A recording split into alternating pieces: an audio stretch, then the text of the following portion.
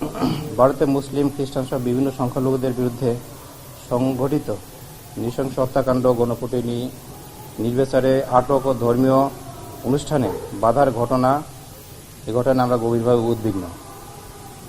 এ মাসে আপনি যেমন বলেছেন, ভারতের উড়িষ্যায় একজন মুসলিম যুবক জুয়েল রানাকে নৃশংসভাবে হত্যার ঘটনা ঘটে। বিহারে মোহাম্মদ আজহার হোসেনের নৃশংস হত্যাকাণ্ড। কেরালে বাংলাদেশি সন্দেহে এক নিরীহ ব্যক্তির হত্যাকাণ্ড। বিভিন্ন স্থানে মুসলিম ও খ্রিস্টানদের উপর গণপিটুনি ও সহিংসতার ঘটনা ঘটেছে। গত সপ্তাহে খ্রিস্টানদের বড়দিনে ক্রিসমাস উদযাপন উপলক্ষে ভারত জুড়ে তাদের প্রতি সংঘটিত সহিংসতার বিষয়ে বাংলাদেশ গভীরভাবে উদ্বিগ্ন। এসব ঘটনাকে আমরা ঘৃণা করে প্রত্যাখ্যান করি এবং আমরা ঘৃণাজনিত অপরাধ এবং লক্ষ্যভিত্তিক সহিংসতা হিসাবে দেখি।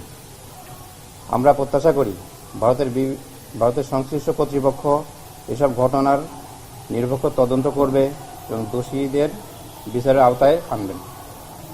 আমরা আশা করি যে প্রত্যেক দেশেরই দায়িত্ব তার সংখ্যালঘু সম্প্রদায়কে সুরক্ষা ও মর্যাদা দেয়া এবং প্রত্যেক দেশেরই তা পালন করা উচিত।